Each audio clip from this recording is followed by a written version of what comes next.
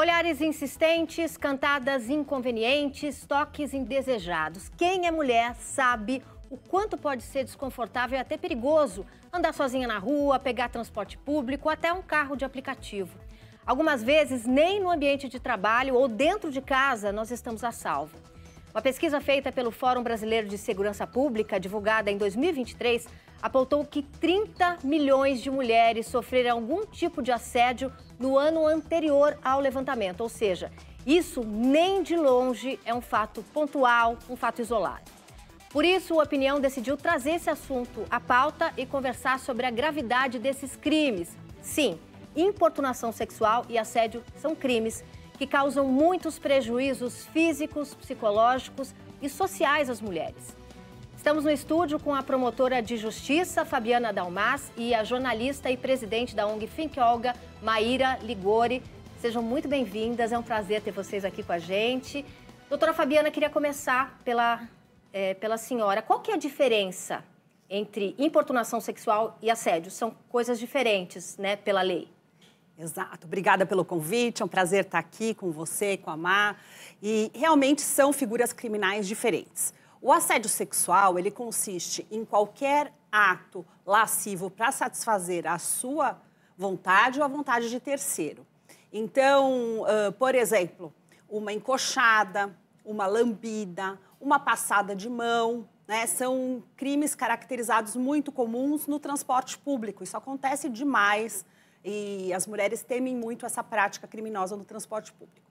O assédio sexual, ele já pressupõe uma relação de hierarquia, em razão de um cargo, de uma função. Então, por exemplo, um chefe obrigar ou ficar insistindo para uma secretária, para uma funcionária ir com ele jantar fora, né? No ambiente de trabalho ser inadequado. Um professor que tem aí uma relação de hierarquia, forçar uma situação com uma aluna que está numa situação hierárquica inferior. Os dois crimes têm penas aí, importunação sexual de 1 a 5 anos de reclusão e o assédio sexual de 1 a 2 anos de detenção. Uma pena um pouco menor, porque esse crime é um pouco mais antigo, é de 2001. Maíra, a gente, mulher, ouve que isso é bobagem, né? Ah, imagina, isso é bobagem. Ele não quis dizer isso, né? A gente ouve que isso é mimimi. Só que vocês lançaram em 2013, 11 anos atrás, a campanha Chega de Fio-Fio, né?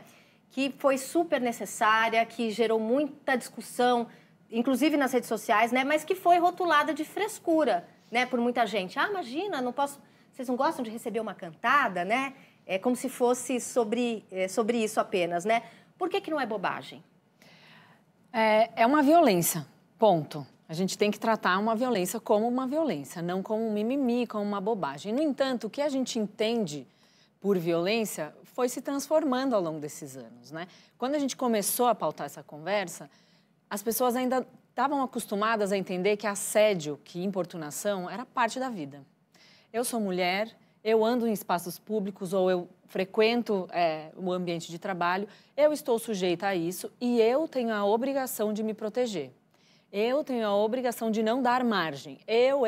E aí eu não posso, né? Aí não vou usar essa roupa, né? Como se dependesse de nós, né? Exato. Eu não vou fazer esse caminho, eu não vou vestir essa roupa, eu não vou sair a essa hora, eu não vou pegar esse tipo de transporte. É muito limitador, é muito ruim você viver dessa maneira, mas isso estava muito internalizado. E aí, quando a gente começa a trazer isso como, pessoal, não, isso não é normal. Isso é uma violência e a gente não deve estar sujeita a isso no nosso cotidiano de maneira tão intensa. Isso, obviamente, gerou, né, como você disse, essas leituras distorcidas, porque é um descortinar, né? Você passa a enxergar uma coisa que você não via antes e nem sempre é gostoso, nem sempre é tão transparente, tão óbvio.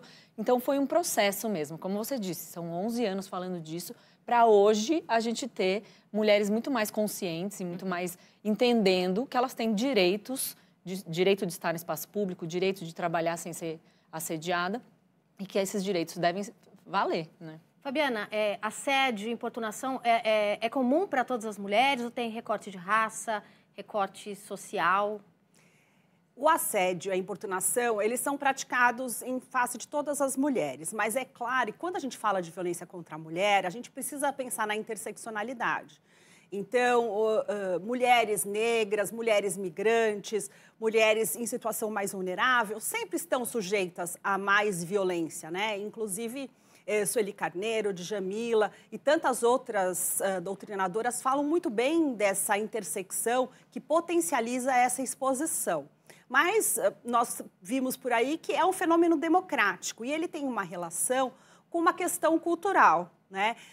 A Má estava falando aqui da questão de se vestir e você também tocou nesse assunto. E é interessante, por exemplo, que na Bélgica, em 2016, fizeram uma exposição e as roupas que meninas e mulheres usavam, porque haviam sido estupradas, eram roupas comuns.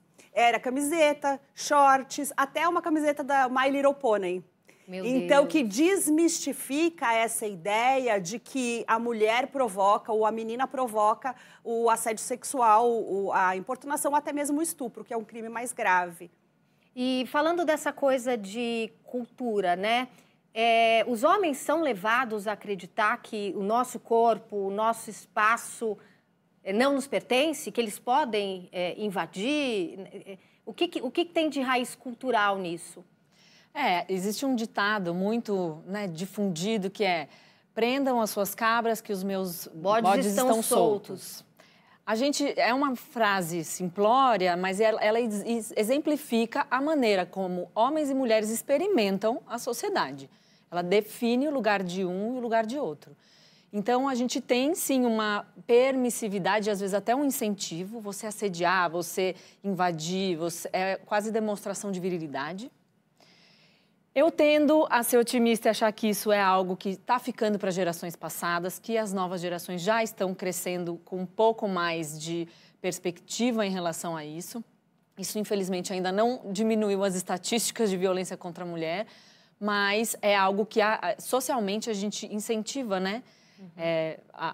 Essa postura, muitas vezes ofensiva, machista, é quase uma forma de estar no mundo mesmo. E a gente foi às ruas de todo o Brasil pedir para que as mulheres contassem histórias dessas violências que sofremos no dia a dia. Muitas delas começam quando a gente ainda é criança e o mais triste é que nem sempre dão ouvidos ao nosso desconforto. Vamos assistir. Com 12 anos eu estava andando de bicicleta e um homem mais idoso, né, me parou e falou coisas absurdas, né? E eu não sabia reagir àquilo, eu não sabia o que falar, entendeu? Eu me senti sozinha porque era uma pessoa que frequentava a casa de todo mundo, que todo mundo gostava, era amigo de todo mundo e era muito brincalhão. E as pessoas que eu compartilhei essa situação para ver se eu era ouvida disseram que eu confundia as coisas, que pelo fato de eu ser brincalhão eu não devia ter levado a sério. Duas coisas aí que eu vejo. Primeiro, que a importunação começa na infância. Né? E quando a gente decidiu fazer esse programa, a Opinião tem uma equipe 100% de mulheres. Todas nós tínhamos uma história para contar de importunação sexual, ainda criança, quando a gente não sabia nem o que estava acontecendo. Uma outra coisa que chamou a atenção, e eu queria ouvir a opinião de vocês, é esse silenciamento. Você não entendeu direito, é você que não entendeu, ele é brincalhão, ele é assim mesmo, né? É comum essa importunação começar na infância, Maíra? Sim, a gente, em 2015, fez uma campanha chamada Primeiro Assédio, em que a gente trouxe alguns relatos de uma situação que estava acontecendo, que era pública, e foi um movimento que aconteceu no Twitter, e que a gente obteve 85 mil relatos em menos de 24 horas. Em 2015, isso era bastante, né? A internet era de outra forma. Mas a gente pegou uma amostra desses tweets para fazer algumas análises e a gente descobriu que a média de idade do primeiro assédio, da primeira importunação, era de 9 anos. Meu Deus! Então, são meninas muito pequenas mesmo, que não têm condição de avaliar, de consentir, não têm o entendimento e elas deveriam ser protegidas, né? E o que a gente está fazendo é protegendo o agressor. Então, a gente está olhando para o problema pelas lentes erradas. Eu não quero tumultuar essa família, não quero trazer problemas, eu não vou me colocar contra esse homem que assediou, então você, vítima, lide com isso sozinha, vamos fingir que isso nem aconteceu. Vamos ouvir mais uma? Uma pesquisa feita pelo Instituto Patrícia Galvão e o Instituto Locomotiva, que foi divulgada ano passado, 2023, revelou que 97% das mulheres disseram já terem sido vítimas de assédio em meios de transporte. Por isso que a gente não teve nenhuma dificuldade de encontrar histórias, né, de mulheres que foram importunadas quando tentavam algo que devia ser simples, né, o direito de se deslocar pela cidade. É direto no ônibus, sempre gente conveniente que senta do lado e fica, sabe, dá pra ver que tá fazendo alguma coisa ali ou passando a mão no ônibus mesmo. Foi o que aconteceu comigo. Eu achei que não, logo de primeira, mas aí ele continuou passando de um lado para outro, de um lado para outro. E aí foi que realmente eu senti que ele tava roçando em mim. E aí eu acabei me defendendo, dei uma cotovelada nele e tudinho. Ele começou a gritar que eu era louca. E aí na hora eu me senti extremamente invadida. Eu tenho muito medo, então eu nunca reagi. E eu também acho que se eu falar alguma coisa, não vão me levar a sério, ou vão pensar que eu tô sendo dramática. Então, normalmente eu só fiquei quieta. Ninguém acredita em você, porque todo mundo falou, ah, não, mas o ônibus estava cheio, como é que você sabia? E aí, mas eu sabia. Forte isso, né? Mas eu sabia, né? Isso devia ser o suficiente, né? Existe alguma iniciativa de coibir assédio nos transportes que realmente funcionam, doutora Fabiana? Existem algumas alternativas, sim, mas seria mais importante intensificar campanhas, conscientização, educação, né? Porque o que a gente observa no transporte público é que a mulher, durante muitos anos, ela foi confinada à esfera privada, a dicotomia do público e do privado. Então, você é a dona de casa, comportada, bela e recatada. A partir do momento que a mulher foi para a rua, a mulher foi ocupar o espaço público como jornalista, como promotora, presidente de ONG, a gente ocupou o espaço público. E essa forma de reação machista e violenta é uma forma de dizer, aí não é um espaço que você deveria estar ocupando. Então, nós temos que inverter essa lógica do ponto de vista como um fenômeno cultural. Então, isso é muito profundo. A gente precisa trabalhar muito isso na questão da educação, né? Campanhas são feitas, eu participei de uma força-tarefa do Tribunal de Justiça para melhorar a questão do assédio no transporte público. Existem algumas iniciativas, mas essas iniciativas têm que ser contínuas, permanentes e intensificadas do ponto de vista cultural. Isto está errado e ponto. E quem está errado é o agressor, não é a vítima. Você tem que ter coragem para denunciar. Não é fácil, mas tem que ter coragem. Bom, e muitas mulheres não estão seguras nem no ambiente de trabalho. Nesses espaços, o assédio também acontece. Muitas vezes ele pode ser mais sutil do que a importunação sexual. A gente vai acompanhar o depoimento de uma mulher que dividiu sua história com a gente. São coisas leves, são coisas sutis, mas é na palavra, é no jeito, é no toque e infelizmente acontece, né? Na primeira vez que isso aconteceu foi um pouco chocante, então você não faz nada, né? A gente fica parada, travada e não reage. Na segunda, na terceira vez, eu falei, né? Eu me manifestei, avisei a RH e falei com a pessoa também, com o meu chefe, né? Que é o superior. E parou, né? Porque a gente tem que pedir ajuda e falar o que está acontecendo, a gente tem que se manifestar, senão realmente ninguém faz nada, né? Ela insistiu, né? Não foi na primeira vez que ela conseguiu resolver, né? Maíra, desde março de 2023, o combate aos casos de assédio, né? Tanto sexual quanto moral, se tornou uma obrigação, né? Nas empresas brasileiras. Como é que isso tem que ser feito? Como é que as empresas têm que encarar casos como esse? Essa lei que você mencionou, que é a Emprega Mais Mulheres, ela tem esse intuito de responsabilizar os empregadores para promover, na promoção desse ambiente livre de assédio, né, sexual e moral. A gente sabe também que as mulheres são mais vitimizadas por assédio moral também. Então, são duas frentes aí muito importantes de serem trabalhadas. Nesse momento, as empresas passam a ser obrigadas a fazer conscientizações, campanhas, palestras, letramentos, pode chamar do que quiser, eventos para promover o debate sobre assédio sexual e moral, e tem que ter um canal de denúncias isento, né, que vai analisar cada caso externamente, isso é muito importante.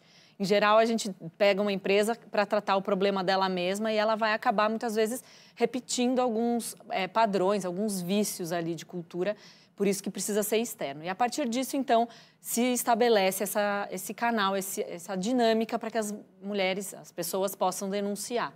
Então, é uma mudança bem importante nesse sentido. Agora, as mulheres não estão mais sozinhas, os empregadores precisam ser também aliados na promoção desse ambiente sem assédio. Assédio no ambiente de trabalho, tanto sexual quanto moral, tem um impacto muito grande, não que os outros não tenham, né? Mas muitas vezes na carreira dessa mulher, né, doutora Fabiana? Com certeza, pode representar uma perda, inclusive econômica, para o país, né? Porque mulheres acabam faltando no dia de trabalho, acabam perdendo promoções. Então, realmente pode causar depressão, problemas de saúde mental de toda sorte, né? Além de impactar muito na desigualdade de gênero daquele país, né? A gente vê que a gente precisa caminhar para uma maior igualdade de gênero no ambiente de trabalho, inclusive igualdade salarial, que foi votada a legislação para isso. Por isso que é importante, a Má tocou nesse assunto do canal de denúncia, né? No setor público, no Ministério Público, nós temos agora o projeto Ampara, que é justamente um formulário que a vítima preenche e vai para um comitê, que é o Comitê de Gênero, para ele analisar. E esse comitê é formado não apenas por promotoras e promotores, mas também por funcionários. Então, um corpo grande, porque não adianta só você falar, minha empresa trabalha contra o assédio. E daí? A pessoa que recebe essa denúncia põe na gaveta. Ou se não põe na gaveta, vai sofrer represália aquela funcionária, aquela pessoa que denunciou. Não pode ser assim. Da mesma forma, no órgão público, você não pode trocar de função, punir a própria vítima. Então, não basta ter o canal precisa funcionar adequadamente. A pessoa que faz o recebimento dessa denúncia, seja externo ou interno, tem que ser uma pessoa com letramento de gênero, que conheça as causas e as consequências da violência de gênero. Uhum. Bom, a seguir, a importância de não se calar. A gente vai conversar com a nutricionista Larissa Duarte, que recentemente foi vítima de importunação sexual em um elevador na cidade de Fortaleza, capital do Ceará. Ela foi atrás das imagens das câmeras de segurança, procurou a delegacia para denunciar o agressor, né, que hoje é réu por importunação sexual. A gente já volta.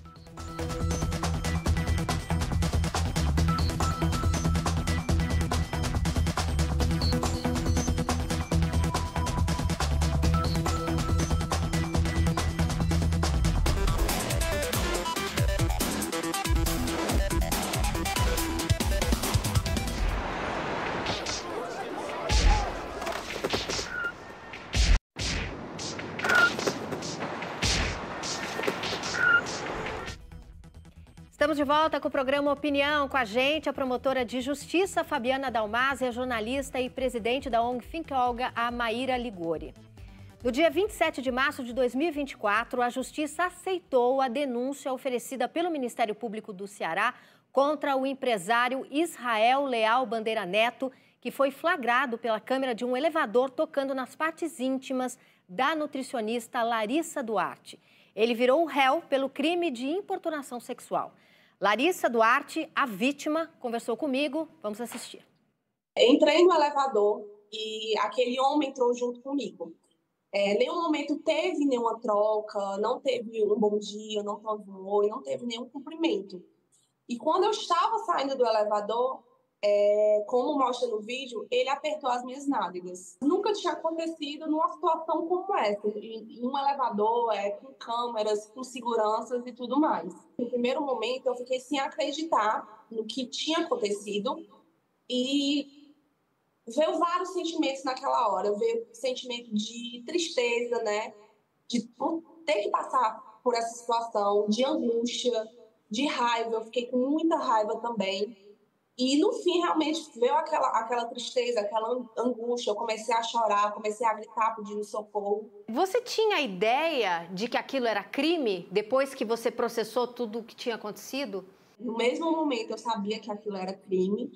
Tanto que, no mesmo dia que aconteceu, eu fui na delegacia, eu fui atrás das câmeras, né? Então, eu já fui atrás de tudo para ir na delegacia e fazer o boletim de ocorrência. A primeira coisa na minha cabeça foi realmente denunciar e fizesse com que ele pudesse pagar, né? Que a justiça seja feita e que ele possa pagar para que isso não se repita novamente. Você acha que as mulheres de 20, 30, 40 anos atrás, sua mãe, sua avó, suas tias mais velhas, tinham essa clareza? Ou você acha que hoje está muito mais fácil de entender que isso é uma violência? A mulher era criada de ter que aguentar, né? Aguentar o marido abusando, aguentar homens na rua fazendo importunação sexual Então, assim, hoje eu vejo que é mais claro, eu vejo que a mulher está, assim, conquistando mais o seu espaço, mas ainda cabe muito à justiça seja feita, né, que realmente as leis sejam cumpridas para que as mulheres elas possam se sentir seguras, né, em qualquer ambiente. Como é que você se sentiu depois de toda a repercussão, né, que foi grandiosa? Foi algo que realmente eu não estava esperando, me pegou de surpresa, mas que bom que eu posso estar representando tantas mulheres que são vítimas dessas importunações sexuais.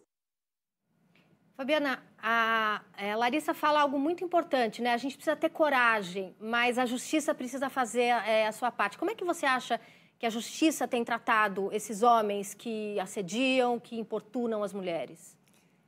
Tem melhorado bastante. É importante que nós temos atualmente o protocolo de julgamento com perspectiva de gênero do CNJ, que determina que nós precisamos dar credibilidade à palavra dessa vítima.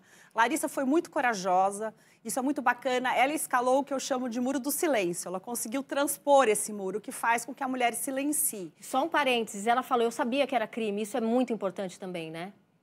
Fundamental. É crime e tem pena de 1 a 5 anos de reclusão. Portanto, é importante que haja a punição, nesses casos, a investigação e a punição. A atitude dela de buscar câmeras, filmagem, testemunhas, tudo isso é muito importante no calor dos acontecimentos e buscar a delegacia de polícia, buscar o Ministério Público, acionar a Polícia Militar, 190, tudo isso é importante porque a rapidez com que se faz, tomam essas providências nesses casos, com certeza vão resultar no sucesso e na punição desse agressor, que é emblemático e é necessário para a contenção de novos atos de agressão contra as mulheres. Ô Maíra, como ela disse, né, muitas vezes são os próprios homens, né, casados que fazem, que importunam as próprias mulheres, às vezes estupram a própria esposa, achando que elas são propriedade dele, né? Você acha que essa criação de homens que acham que podem fazer isso, como esse homem fez no elevador, acabam sendo uma porta de entrada para outras violências contra a mulher? Como é que é essa cultura, né, que a gente ouve muito falar de cultura do estupro, né? Como é que ela abre portas para que as mulheres sejam abusadas, violentadas, estupradas? Essa cultura ela é esse verdadeiro caldo em que a gente está imerso e muitas vezes são dispositivos que estão ali atuando e que a gente não consegue, às vezes, nem reconhecer de tão imersas que estamos nessa questão. Então, sim, são homens, meninos, que são criados de uma maneira a encontrar nas mulheres um corpo desumanizado, né? Não, um corpo que não é um sujeito, não tem vontades, é um corpo que está à sua disposição. Então, é algo que vai se formando desde muito cedo. E a gente vê isso na mídia, vê isso nas escolas, a gente vê isso em todos os espaços de convivência, porque, como eu disse, é um caldo cultural em que a gente está muito imerso. Educar meninos que respeitem as mulheres é uma tarefa fundamental, que deve ser assumida por homens e mulheres, pais e mães, né? Não só por uma parcela da população, mas eu gosto de citar uma fala que eu ouvi a Maria da Penha Fernandes falando uma vez, que ela diz: nós mulheres somos a metade da população, mas nós somos as mães da outra metade. Se todas nós estivéssemos conscientes do machismo, da cultura do estupro ao mesmo tempo, a gente interrompia esse ciclo de violência em uma geração. Uhum. Então, educar os meninos é, sim, a parte mais importante, meninos e meninas, né? Uhum. Para identificar essa cultura em que a gente está imersa e transformá-la. Doutora Fabiana, a senhora falou dessa coisa da importância dela escalar esse muro do silêncio e fazer tudo o que ela fez, né?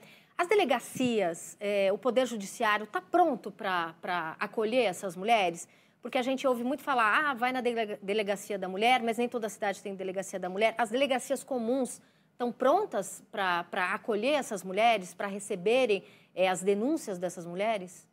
Existe ainda um longo caminho de capacitação, sensibilização, mas evoluiu-se muito, né? Nós temos no estado de São Paulo muitas delegacias da mulher, também existem as Casas da Mulher Brasileira, que é um equipamento importante que a gente precisa lembrar que pode ser feita a denúncia de qualquer caso que aconteça em qualquer local. né? Então, ela é bem ampla, o atendimento da Casa da Mulher Brasileira.